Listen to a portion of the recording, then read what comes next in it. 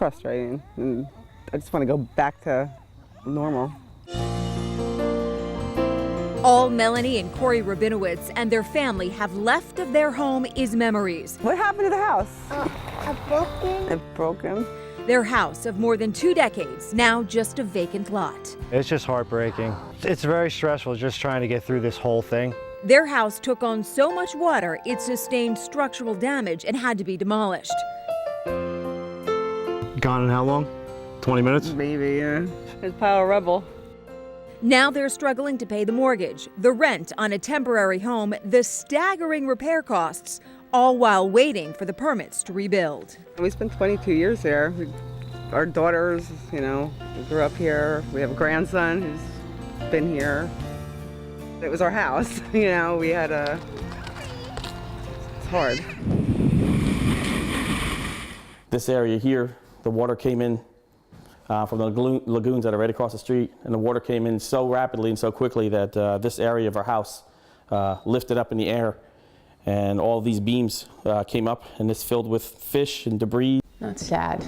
Jim Smith and his family's home suffered nearly $200,000 of damage from Sandy. It's our home. This used to be our kitchen and our living room area. And the stress on the family goes beyond money and red tape. The dust and the mold from the damage seriously aggravated son Riley's asthma. And brother Sean says the situation makes going to school every day very tough.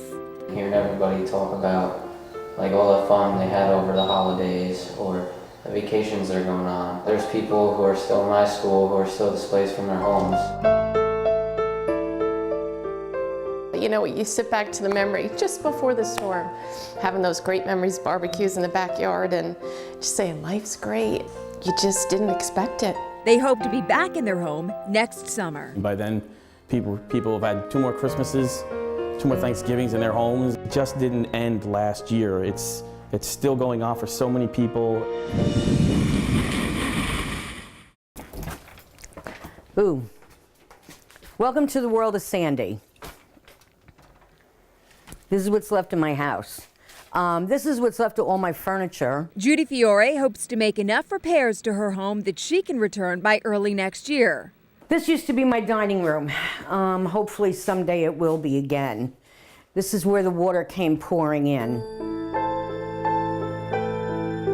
From furniture to appliances to her keepsakes, Judy says it will mostly all have to be thrown away. For 6 months I avoided coming here. I really, really did. I'm still shell-shocked. Every time I walk in the door, I want to cry. Unless you have lived through this horror, you absolutely cannot imagine what it's been like. Judy says since the beaches and boardwalks were open this summer, the perception is New Jersey's recovered, which is simply not true.